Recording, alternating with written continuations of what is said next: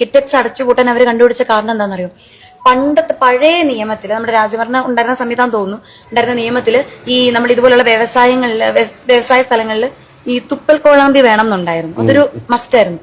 ഇവരുടെ അത് എവിടുന്നൊക്കെയോ തപ്പിപ്പിടിച്ചിട്ട് ഇവരുടെ ആ ഇൻഡസ്ട്രിയിൽ തുപ്പൽ കോളാമ്പി ഇല്ല. കേന്ദ്ര സർക്കാർ മെജോറിറ്റി കാര്യങ്ങളും ചെയ്യുന്നു, അത് മൊത്തത്തിൽ കേരള സർക്കാരാണ് ചെയ്യുന്നത് അവർ പറയുന്നത് ശരി. പൂക്കുകൾ വാങ്ങിച്ചു കൂട്ടാൻ NDA സ്ഥാനാർത്ഥികളുടെ ജീവിതം ഇനിയും ബാക്കി എന്ന് പറഞ്ഞ പോലെയാണ് ഇപ്പൊ NDA സ്ഥാനാർത്ഥികളുടെ അവസ്ഥ. ഈ ഇലക്ഷൻ കഴിഞ്ഞാലെങ്കിലും ഇവർ ഈ മണ്ടത്തരങ്ങളെ വിളിച്ചു പറയുന്നത് നിർത്തുമെന്നാണ് ഞാൻ കരുതിയത്. പക്ഷേ എവിടെയല്ലേ, ഇവരിത് നിർത്തുന്ന ലക്ഷണമില്ല. ഇപ്പൊ ഇന്നലെയും മെനിഞ്ഞാന്നും ഒക്കെ ആയിട്ട് നമ്മൾ അഞ്ജലി നായരെ കുറിച്ചും അഖിൽമാരെ കുറിച്ചും ഒക്കെ സംസാരിച്ചു കഴിഞ്ഞു അല്ലെ. ഇലക്ഷൻ കഴിഞ്ഞിട്ടും അവരെന്തൊക്കെ മണ്ടത്തരങ്ങളാണ് വിളിച്ചു പറയുന്നത്. എന്നിരുന്നാലും അതിന്റെ കൂട്ടത്തിൽ അവരെല്ലാം കവച്ചു വെക്കുന്ന രീതിയിൽ ഇലക്ഷന് ശേഷം ഏറ്റുമാനൂർ NDA സ്ഥാനാർത്ഥിയായ ആതിര D നായർ വീണ്ടും രംഗപ്രവേശനം ചെയ്തിരിക്കുകയാണ് സുഹൃത്തുക്കളെ. എല്ലാവരും ആഹ്ലാദിക്കുവിൻ, ആർമാദിക്കുവിൻ. നമുക്ക് ട്രോളാനുള്ള വക ആതിര ചേച്ചി തന്നെ നമുക്ക് കൊണ്ടു തന്നിരിക്കുകയാണ്. അപ്പൊ എന്തൊക്കെയാണ് ആതിര ചേച്ചിയുടെ പുതിയ മണ്ടത്തരങ്ങൾ നമുക്കൊന്ന് കണ്ടുനോക്കാം. ഇനി ആ മണ്ടത്തരത്തിലേക്ക് കടക്കുന്നതിന് മുമ്പ് കഴിഞ്ഞ കുറച്ച് ദിവസങ്ങളായി നമ്മുടെ കമന്റ് ബോക്സിൽ വരുന്ന 1-2 ചോദ്യങ്ങൾക്ക് ഉത്തരം കൊടുക്കേണ്ടതുണ്ട്. അതിൽ ആദ്യത്തെ ചോദ്യം എന്ന് പറയുന്നത്, ഇലക്ഷൻ കഴിഞ്ഞിട്ട് എത്രയായിട്ടും നിനക്ക് ഇപ്പോഴും ഈ ഇലക്ഷൻ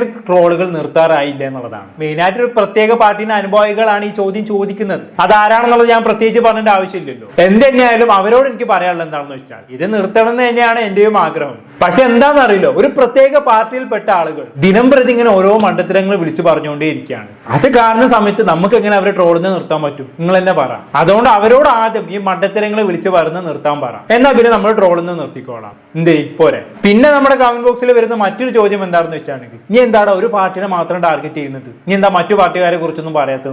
നമുക്ക് ആഗ്രഹമുണ്ട് എല്ലാ പാർട്ടിക്കാരും ഉൾക്കൊള്ളിച്ചുകൊണ്ട് ട്രോൾ ചെയ്യണം എന്നുള്ളത്. പക്ഷെ നമ്മൾ നോക്കുന്ന സമയത്ത് എന്താണ്, ഈ ഇലക്ഷന് സമയത്ത് ഒരു പ്രത്യേക പാർട്ടിയുള്ള ആൾക്കാരെ മാത്രം ഒരുപാട് മണ്ടത്തരങ്ങൾ കാണിച്ചു കൂട്ടാണ്.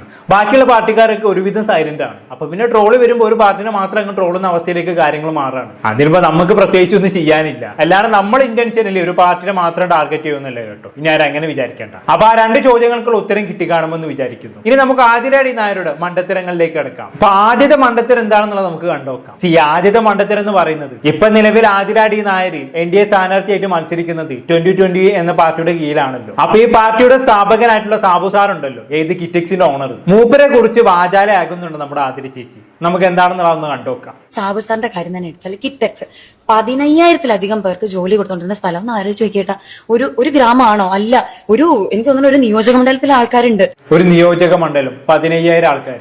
കേരളത്തിൽ ഏത് നിയോജക മണ്ഡലത്തിലാണ് 15,000 ആൾക്കാരുള്ളത്? അതൊന്ന് പറഞ്ഞു തന്നാട്ടെ. നീ മത്സരിക്കുന്ന ഏറ്റുമാനൂർ നിയോജക മണ്ഡലത്തിൽ പോലും 2 ലക്ഷത്തിന് മുകളിൽ ആൾക്കാരുണ്ട്. ഒന്നും വേണ്ട, കേരളത്തിലെ ഏറ്റവും കുറവ് നിയോജക മണ്ഡലം എന്ന് പറയുന്നത് എന്റെ നിയോജക മണ്ഡലമായിട്ടുള്ള കോഴിക്കോട് സൗത്ത് ആണ്. അവിടെ പോലുമുള്ള പോപ്പുലേഷൻ എന്ന് പറയുന്നത് 1,32,621 ആണ്. എത്രയാണ്? 1,32,621. അങ്ങനെ വരുമ്പോ എങ്ങനെയാണ് കൊച്ചെ ഇപ്പൊ ഈ 15,000 ആൾക്കാർ ഉൾപ്പെടുന്ന ഒരു നിയോജക മണ്ഡലം വരാം? അല്ല, അറിയാത്തോണ്ട് ചോദിക്കാണ്. മറ്റാളെ കാര്യമായിട്ട് കുത്തിരുന്ന് പറയാണ്, കിറ്റക്സിലെ സാബു സാർ 15,000 ആളുകൾക്ക് ജോലി കൊടുത്തിട്ടുണ്ട്, അതൊരു നിയോജക മണ്ഡലത്തിന് അത്ര ആളുകൾ വരുന്നൊക്കെ. എന്തായാലും ബാക്കി പറഞ്ഞാട്ടെ. അത്ര ആളുകൾക്ക് ജോലി കൊടുത്തോണ്ടിരുന്ന സ്ഥലമാണ് കിറ്റക്സ്. അത് പോലും ഇവിടുന്ന് പല രീതിയിൽ അവർ മാറ്റാൻ അവരെങ്ങനെയൊക്കെ നോക്കിയിട്ടും കിറ്റക്സ് അടച്ചു പൂട്ടാൻ പറ്റുന്നില്ല. ലാസ്റ്റ് എനിക്ക് ചേട്ടൻ അറിയുമെന്ന് എനിക്കറിയില്ല, കിറ്റക്സ് അടച്ചു പൂട്ടാൻ അവർ കണ്ടുപിടിച്ച കാരണം എന്താണെന്നറിയോ? പണ്ടത്തെ പഴയ നിയമത്തിൽ, നമ്മുടെ രാജഭരണം ഉണ്ടായിരുന്ന സമയത്താന്ന് തോന്നുന്നു, ഉണ്ടായിരുന്ന നിയമത്തിൽ ഈ നമ്മൾ ഇതുപോലുള്ള വ്യവസായ സ്ഥലങ്ങളിൽ ഈ തുപ്പൽ കോളാമ്പി വേണം എന്നുണ്ടായിരുന്നു. അതൊരു മസ്റ്റായിരുന്നു. ഇവരുടെ അത് എവിടുന്നൊക്കെയോ തപ്പിപ്പിടിച്ചിട്ട് ഇവരുടെ ആ ഇൻഡസ്ട്രിയിൽ തുപ്പൽ കോളാമ്പി ഇല്ല. ആ പേരിലാണ് ആ സ്ഥാപനം, കിറ്റക്സ് എന്ന സ്ഥാപനം, ഈ നാട്ടിൽ നിന്ന് അടച്ചുപൂട്ടലിന്റെ വക്കിലെത്തിച്ചത്, അല്ലെങ്കിൽ അടച്ചുപൂട്ടിയത് എന്ന് പറഞ്ഞാൽ ചേട്ടൻ എന്താ തോന്നുന്നത്? കുട്ടിക്ക് വട്ടാണെന്ന് തോന്നുന്നു, വേറെ പ്രത്യേകിച്ചൊന്നും തോന്നത്തില്ല. എന്തൊരു ആധികാരികമായിട്ടാണ് ഈ മണ്ടത്തരം വിളിച്ചു പറയണമെന്ന് നോക്കിയേ. തുപ്പൽ കോളാം ഇല്ലാത്തത് കാരണം ഒരു സ്ഥാപനം അടിച്ചു പൂട്ടി പോലും, സ്ഥാപനം എന്ന് പറയാൻ പറ്റില്ല, ഒരു കോർപ്പറേറ്റ് കമ്പനി അടിച്ചു പൂട്ടി പോലും, അതും ഇന്നത്തെ കാലത്ത്. വിശ്വസിക്കാൻ പറ്റിയ വല്ല തള്ളിങ്ങിനും തള്ളു വെച്ചേ. ഞാൻ ആദ്യമായിട്ടാണ് കേട്ടോ ഇങ്ങനെ ഒരു വാർത്ത കേൾക്കുന്നത്, തുപ്പൽ കോളാം ഇല്ലാത്തത് കാരണം ഒരു സ്ഥാപനം അടിച്ചു പൂട്ടിയെന്നൊക്കെ. എല്ലാവരും നിങ്ങൾ സാബു സാറിന്റെ ഗതികേടൊന്ന് ആലോചിച്ച് നോക്കി. 15,000 ആളുകൾക്ക് ജോലി കൊടുത്തൊരു സ്ഥാപനമാണ്. ആ സ്ഥാപനത്തിൽ തുപ്പൽ കോളാമ്പി വാങ്ങാനുള്ള പൈസ ഇല്ല പോലും, അല്ലെങ്കിൽ അതിനുള്ള സാഹചര്യം ഇല്ല പോലും. അത് കാരണം സ്ഥാപനം അടിച്ചു പൂട്ടേണ്ടി വന്നു പോലും. ഇത്രയും ഗതികെട്ട ഒരു മുതലാളി നിങ്ങൾ എവിടെയെങ്കിലും കണ്ടിട്ടുണ്ടോ? സംഭവം ഈ പെണ്ണ് പറയുന്ന പോലെ തുപ്പൽ കോളാമ്പ് ഇല്ലാത്തത് കൊണ്ടൊന്നുമല്ല കേരളത്തിൽ കിറ്റക്സ് അടിച്ചു പൂട്ടേണ്ടി വന്നത്. അതിന് പല കാരണങ്ങളും പറയുന്നുണ്ട്. പുവർ ഫിനാൻഷ്യൽ മാനേജ്മെന്റ്, പിന്നെ സ്റ്റാഫിനിടയിൽ തന്നെ ഉണ്ടായ ചില പ്രശ്നങ്ങൾ, അങ്ങനെ പല കാരണങ്ങളും പറയുന്നുണ്ട്. പക്ഷെ അതൊന്നും കൂടാതെ മെയിൻ ആയിട്ട് പറയുന്ന ഒരു കാരണം എന്താണെന്ന് വെച്ചാണെങ്കിൽ, ഈ കിറ്റക്സുകാർ പുഴകളിലേക്കും മറ്റും തങ്ങളുടെ ഫാക്ടറിയിൽ നിന്നുള്ള വേസ്റ്റുകൾ പുറം തള്ളുമായിരുന്നു. അങ്ങനെ പുറം തള്ളുന്നതിന് പിന്നോടിയായിട്ട് ആ സമീപ പ്രദേശത്തുള്ള കിണറുകളിലൊക്കെ കെമിക്കൽ വേസ്റ്റ് കാണാൻ തുടങ്ങി. അതോടെ ആ സമീപവാസികൾ എന്താക്കി, ഗവൺമെന്റിന് കംപ്ലൈന്റ് ചെയ്യാൻ തുടങ്ങി. അങ്ങനെ ഗവൺമെന്റ് ആ കംപ്ലൈന്റ് സ്വീകരിക്കുകയും കിറ്റക്സിനെതിരെ നടപടി എടുക്കുകയും ചെയ്തു. ഏകദേശം 100 കോടിയോളം രൂപയാണ് കിറ്റക്സിനെതിരെ ഗവൺമെന്റ് ഫൈൻ ഈടാക്കിയത്. എന്തായാലും അത്രയും വലിയ തുക ഫൈൻ കെട്ടാനുള്ള സാമ്പത്തിക സ്ഥിതി ഇല്ലാത്തത് കൊണ്ട് കിറ്റക്സ് ഇവിടുന്ന് പൂട്ടി പോകേണ്ടി വന്നു എന്നുള്ളതാണ് പറയപ്പെടുന്നത്. അല്ലാണ്ട് ഈ പെണ്ണ് പറയുന്ന പോലെ തുപ്പൽക്കോളാമ്പ് ഇല്ലാത്തതുകൊണ്ടൊന്നല്ല. ഇതുകൊണ്ടൊക്കെ തന്നെയാണ് നമ്മൾ നിരന്തരമായി ഇവരെ ട്രോൾ ചെയ്യേണ്ടി വരുന്നത്. പറയുന്ന മൊത്തം ഇത്തരത്തിലുള്ള ബ്ലണ്ടർ ആവുന്ന സമയത്ത് എങ്ങനെ ട്രോളാണ്ടിരിക്കും? നിങ്ങൾ തന്നെ പറ. എന്നിട്ട് ട്രോളിന് നമ്മൾ കുറ്റക്കാരും. ഇവര് മണ്ടത്തിനും പറഞ്ഞതിന് യാതൊരു കുഴപ്പമില്ല. എന്തായാലും കൊള്ളാൻ കൊച്ചു ബാക്കി പറഞ്ഞാട്ടെ. കേന്ദ്ര സർക്കാർ മെജോറിറ്റി കാര്യങ്ങളും ചെയ്യുന്നു, അത് മൊത്തത്തിൽ കേരള സർക്കാരാണ് ചെയ്യുന്നത് എന്ന് അവർ പറയുന്നത് ശരിയല്ല. ഇപ്പൊ ഞാൻ ചേട്ടന് ഒരു എന്താ പറയാ ഒരു 1000 രൂപ തന്നു, ചേട്ടന്റെ ചേട്ടന് വേറൊരാൾക്ക് ഒരു 1500 രൂപയായിട്ട് കൊടുത്തു. അപ്പൊ അതിൽ മെജോറിറ്റി ഷെയർ ഇട്ടത് ചേട്ടനാണോ ഞാനാണോ? ചേട്ടൻ അവരോട് പറയാണ് ഞാൻ ദേ നിനക്ക് 1500 രൂപ എന്റെ കയ്യിൽ നിന്ന് തന്നിട്ടുണ്ടെന്ന് പറഞ്ഞാൽ അത് ശരിയാണോ? അല്ല. അതിൽ 1000 രൂപ ഇട്ടത് ആരാ? ഞാൻ. ഇവിടെ ഇത് ഞാനൊരു ജസ്റ്റ് എക്സാമ്പിൾ മനസ്സിലാവാൻ പറഞ്ഞത് എന്ന് പറഞ്ഞ പോലെയാണ്. കേന്ദ്രം നമുക്ക് ഇത്രയും കാര്യങ്ങൾ അറ്റ്ലീസ്റ്റ് ഒരു അവരും ഹെൽപ്പ് ചെയ്തു എന്നെങ്കിലും പറയാമായിരുന്നു, അല്ലെങ്കിൽ നമ്മൾ ഒരുമിച്ചെന്നെങ്കിലും പറയാമായിരുന്നു. ഇതുവരെ ചെയ്യുന്ന എന്താ? ഹൈവേ മൊത്തം പണിതത് അവരാണ്, അല്ലെങ്കിൽ എന്താ റേഷൻ മൊത്തം അവര് തരുന്നതാണ്. അതെ, മൊത്തം അവരാണ് ചെയ്യുന്നത്. കേരള സർക്കാർ ഇവിടെ ഇങ്ങനെ കൈ കെട്ടി നോക്കിക്കലാണ്. എന്തൊക്കെയാണ് കൊച്ചി നീ പറയുന്നതിന് എന്തെങ്കിലുമൊക്കെ ഒരു ലോജിക്ക് വേണ്ടേ? ഇങ്ങനെ മൊത്തം കേന്ദ്ര സർക്കാർ ചെയ്യാനാണെങ്കിൽ പിന്നെ എന്തിനാണ് BJP കഷ്ടപ്പെട്ട് കേരളത്തിൽ മത്സരിക്കാൻ നിൽക്കുന്നത്? കേന്ദ്രത്തിന് ഭരണമായിട്ട് അങ്ങോട്ട് പോയാൽ പോരെ? പുന്നാര മോളെ, കേന്ദ്ര സർക്കാരിന് ഒരു സംസ്ഥാനത്തിന് വേണ്ടി ചെയ്തു തരുന്ന കാര്യങ്ങൾക്കൊക്കെ ഒരു ലിമിറ്റേഷൻസ് ഉണ്ട്. അത് ആദ്യം മനസ്സിലാക്കണം. വളരെ തുച്ഛമായിട്ടുള്ള സഹായങ്ങളൊക്കെ കേന്ദ്ര സർക്കാരിന് ഒരു സംസ്ഥാനത്തിന് വേണ്ടി ചെയ്തു തരാൻ പറ്റത്തുള്ളൂ. അല്ലാണ്ട് കേരളം പോലുള്ള സംസ്ഥാനം മൊത്തം ഏറ്റെടുക്കാനൊന്നും കേന്ദ്ര സർക്കാരിനെ കൊണ്ട് പറ്റത്തില്ല. അല്ലെങ്കിൽ പിന്നെ അത് കേന്ദ്രഭരണ പ്രദേശമാവണം. അങ്ങനെയാണെങ്കിൽ പിന്നെയും ഓക്കെ. മാത്രവുമല്ല, ഇവിടെ കേന്ദ്ര സർക്കാരിന് വരുമാനം ഉണ്ടാക്കി കൊടുക്കുന്നതിൽ വലിയൊരു പങ്ക് നമ്മുടെ ഇവിടെ കേരളവും വഹിക്കുന്നുണ്ട്. ഉദാഹരണമായി പറയുകയാണെങ്കിൽ GST. നമ്മളൊരു ഹോട്ടലിൽ കയറി 100 രൂപ ഫുഡ് അയച്ചു കഴിഞ്ഞാണെങ്കിൽ ഹോട്ടലുകാരൻ നമുക്ക് 105 രൂപ ബില്ല് തരും അല്ലേ? എന്തിനാണ്? അവിടെ 5 രൂപ GST ആണ്. ഈ GSTയിൽ 2 രൂപ കേരള സർക്കാരിനും 2 രൂപ കേന്ദ്ര സർക്കാരിനുമാണ്. ഇങ്ങനെ നമ്മൾ കേരളത്തിൽ വാങ്ങുന്ന ഓരോ സാധനങ്ങൾക്കും GST ഈടാക്കുന്നുണ്ട്. അതിൽ പകുതിയും എങ്ങോട്ടാണ് പോകുന്നത്? കേന്ദ്ര സർക്കാരിനാണ്. അങ്ങനെ നോക്കുന്ന സമയത്ത് നമ്മുടെ കേരളത്തിന് ഊറ്റി തന്നെ ഒരുപാട് പണം കേന്ദ്ര സർക്കാർ ഉണ്ടാക്കുന്നുണ്ട്. അതിൽ ചെറിയൊരു വിഹിതം മാത്രമാണ് നമ്മുടെ കേരളത്തിനായി കേന്ദ്ര സർക്കാർ നൽകുന്നത്. അതായത് ചുരുക്കി പറഞ്ഞാണെങ്കിൽ ഇവിടുന്ന് ഒരു 100 രൂപ കേന്ദ്ര സർക്കാർ ഉണ്ടാക്കുന്നുണ്ടെങ്കിൽ അതിലൊരു 25 രൂപ 30 രൂപ എങ്ങനെ നമുക്ക് തിരിച്ചു തരും. ബാക്കി 70 രൂപ അവർ പോക്കറ്റിൽ ഇടും. ഇനി തരുന്ന 30 പകുതിയും കടായിരിക്കും, അത് വേറെ കാര്യം. ബാക്കി ചെലവുകൾ മൊത്തം ഇവിടെ നിർവഹിക്കുന്നത് കേരള സർക്കാരാണ്. അത് മനസ്സിലാക്കാനും മിനിമം കോമൺ സെൻസ് മതി. അതുപോലും കുട്ടിക്കില്ല എന്ന് പറഞ്ഞാണെങ്കിൽ എന്താ ഇതിനൊക്കെ പറയാ? എന്തായാലും ബാക്കി പറ. പട്ടിണി പാവങ്ങൾ എന്നൊക്കെ ഞാൻ സത്യം പറഞ്ഞ സിനിമയിലൊക്കെ പറഞ്ഞ് ഈ ഡയലോഗുകൾ പറഞ്ഞു കേട്ടിട്ടുള്ളൂ. ഓശാന ഞായറിന്റെ അന്ന് പള്ളിയിൽ പോയിട്ടുണ്ടായിരുന്നു. അവിടെ ഒരു അമ്മ അച്ഛനെ കാണാനായിട്ടിരിക്കും. അപ്പൊ ഞങ്ങൾ പോയി സംസാരിച്ച നമുക്ക് പറയാം, ഒരു കുഞ്ഞ് 2ാം ക്ലാസ്സിൽ പഠിക്കുന്ന ഒരു കൊച്ചുണ്ട്, ഹസ്ബൻഡിന് വയ്യാത്ത, അപ്പൊ ജോലിക്ക് പോകാൻ പറ്റില്ല. അപ്പൊ ഇവര് 2 ദിവസമായിട്ട് ഭക്ഷണമൊന്നും കഴിച്ചിട്ടില്ല. അപ്പൊ എന്തെങ്കിലും ഒന്ന് കിട്ടുമോ എന്ന് അറിയാൻ വേണ്ടിയിട്ട് വന്നു. അപ്പൊ എനിക്ക് പൈസ നമുക്ക് കൊടുക്കാൻ പാടില്ലെന്നാണ്, എനിക്ക് കൊടുക്കണം എന്നുണ്ടായിരുന്നു, പക്ഷെ നമുക്ക് പാടില്ലെന്നാണ്. അപ്പൊ ഞാൻ എന്റെ കൂടെയുള്ള ആൾക്കാരോട് പറഞ്ഞു, അവർക്ക് ഒന്ന് കൊടുക്കുവോ? കാരണം അത്ര പോലും ആലോചിച്ച് നോക്കി, ഇപ്പോഴും പട്ടിണി കിടക്കുന്ന ആളുകളുണ്ട്. വിമുക്ത കേരളം എന്നൊക്കെയാണ് നമ്മുടെ ബഹുമാനപ്പെട്ട ആൾക്കാരൊക്കെ പറയണത്. പക്ഷെ ഇത് ഞാൻ നിങ്ങളോട് പറഞ്ഞോട്ടെ, ഇതൊന്നും ഞാൻ തള്ളി മറിക്കുന്നതല്ല. നിങ്ങൾക്ക് വിശ്വസിക്കാം വിശ്വസിക്കാതിരിക്കാം. ഞാനിത് നേരിട്ട് കണ്ടറിഞ്ഞ് പറയുന്ന കാര്യങ്ങളാണ്, ജനങ്ങൾ പറയുന്ന കാര്യങ്ങളാണ്. ഫസ്റ്റ് ഓഫ് ഓൾ 1-2 അതിദാരിദ്ര്യമായിട്ടുള്ള ആൾക്കാരെ കണ്ട് കേരളം മൊത്തം ഇങ്ങനെയാണെന്ന് വിലയിരുത്താൻ കാണിച്ച ചേച്ചിന് ആ മനസ്സുണ്ടല്ലോ, ആരും കാണാണ്ട് പോരുത്. ഏത് നാടാണെങ്കിലും കുറച്ചൊക്കെ അതിദാരിദ്ര്യമായിട്ടുള്ള ആൾക്കാരുണ്ടാകും. ഒരു നാട് മൊത്തം ദാരിദ്ര്യമുക്തമാക്കാനൊന്നും നമുക്ക് പറ്റത്തില്ല. എന്നാലും ഇന്ത്യയിലെ മറ്റുള്ള സംസ്ഥാനങ്ങൾ അപേക്ഷിച്ച് നോക്കുമ്പോൾ എത്രയോ മുന്നിലാണ് അല്ലേ കേരളം? നമുക്ക് അതിലേക്ക് വരാം. എന്തായാലും ഞങ്ങൾ BJP സർക്കാർ കേരളത്തിൽ വിജയിച്ചു കഴിഞ്ഞാണെങ്കിൽ കേരളത്തിലെ ദാരിദ്ര്യം ഇല്ലാതാക്കും എന്നുള്ളതാണ് ആതിര ചേച്ചിന്റെ ഓഫർ അല്ലേ? എന്തായാലും ഇത്രയും ഡയലോഗ് അടിച്ച സ്ഥിതിക്ക് നമുക്ക് ചെറിയൊരു കണക്ക് നോക്കാം. ഒന്നും വേണ്ട, 2023 തൊട്ട് അങ്ങോട്ടുള്ള ഇന്ത്യയിലെ പോവർട്ടി ഇൻഡെക്സ് നോക്കാം. സ്റ്റേറ്റ് തലത്തിലുള്ള പോവർട്ടി ഇൻഡെക്സ് ആണ്. അതിൽ 1ാം സ്ഥാനത്ത് നിൽക്കുന്ന സംസ്ഥാനം ഏതാണെന്ന് അറിയോ? ബീഹാറാണ്. ബീഹാറിലെ കണക്ക് പ്രകാരം 3-ൽ 1 പട്ടിണിയാണ്. ബീഹാർ ഭരിക്കുന്ന ആരാണ്? BJP ഗവൺമെന്റ് ആണ്. ഇനി പോവർട്ടി ഇൻഡെക്സിൽ 2ാം സ്ഥാനത്ത് നിൽക്കുന്നത് ആരാണ്? ജാർഖണ്ഡ് ആണ്. 28.8% ജാർഖണ്ഡിലെ പോവർട്ടി പെർസെന്റേജ് എന്ന് പറയുന്നത്. അതായത് അവിടെ 100-ൽ 28 ആൾക്കാരും ദരിദ്രരാണെന്ന് അർത്ഥം. ജാർഖണ്ഡ് ഭരിക്കുന്നത് വേറെ പാർട്ടിക്കാരാണ്. അതുകൊണ്ട് അത് നമുക്ക് വിടാം. ഇനി 3ാം സ്ഥാനത്ത് കിടക്കുന്ന സംസ്ഥാനം ഏതാണ്? UP അഥവാ ഉത്തർപ്രദേശ്. അവിടുത്തെ പോവർട്ടി പെർസെന്റേജ് എന്ന് പറയുന്നത് 22.9 അവിടെ ഭരിക്കുന്ന ആരാണ്? BJP ആണ്.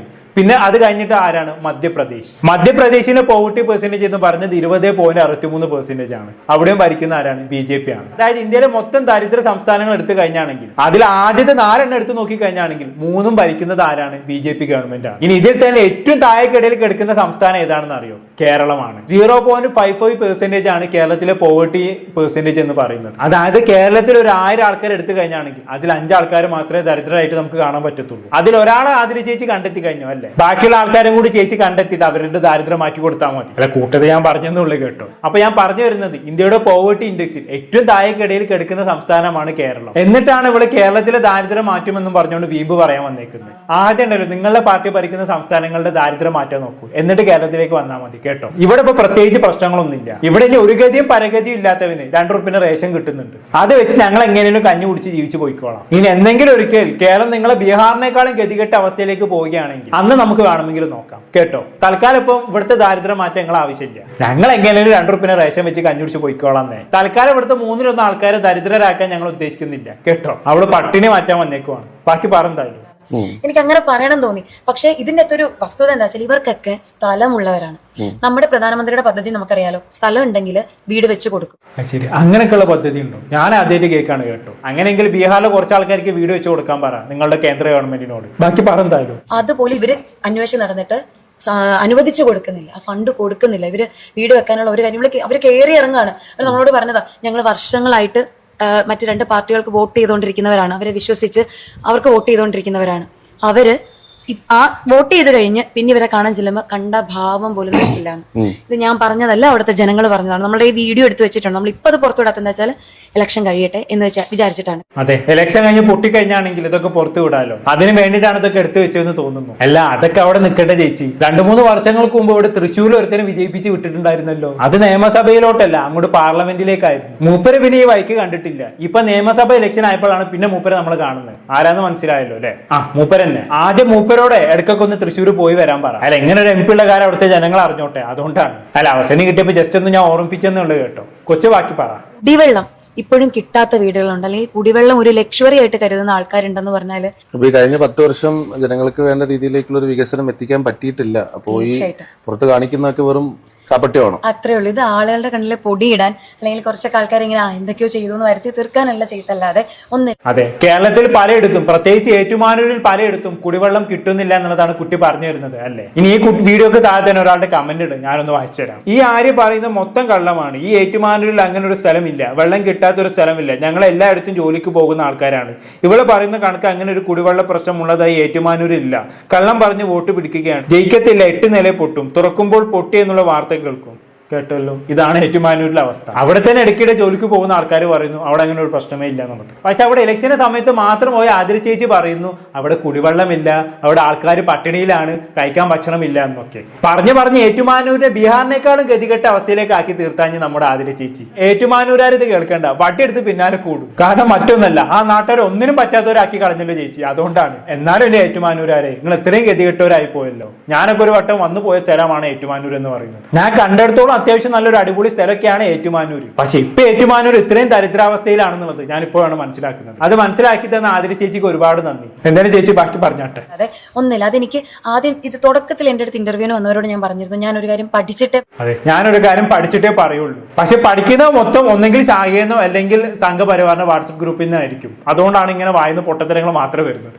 ബാക്കി പറഞ്ഞാലും അപ്പോൾ ഇവിടുത്തെ പ്രശ്നങ്ങൾ ആദ്യം പഠിക്കട്ടെ എന്നിട്ട് പറയാമെന്ന്. കാരണം എനിക്ക് എടുത്തു ചാടി പറയാൻ പറ്റില്ല അവർ അത് ചെയ്തില്ല എന്നൊന്നും. നമുക്ക് തെളിവുകൾ. അതെ, കുട്ടി ഇത്രയും സംസാരിച്ചത് തെളിവുകളുടെ അടിസ്ഥാനത്തിലാണല്ലോ, പിന്നെ കുഴപ്പമില്ല. കൃത്യമായ രേഖകളൊക്കെ വെച്ചിട്ടാണല്ലോ കുട്ടി കേരളം അതിദാരിദ്ര്യ സംസ്ഥാനമാണ്, ഏറ്റുമാനൂരിൽ പലയിടത്തും കുടിവെള്ളം കിട്ടാനില്ല എന്നൊക്കെ കുട്ടി പറഞ്ഞു വിട്ടത്. അതൊക്കെ തെളിവുകൾ നിരത്തി പറഞ്ഞതിനെ കൂടെ ഞങ്ങളെ വിശ്വസിക്കുകയും ചെയ്തിരിക്കണം കേട്ടോ. ബാക്കി പറഞ്ഞാലും കാണായിരുന്നു.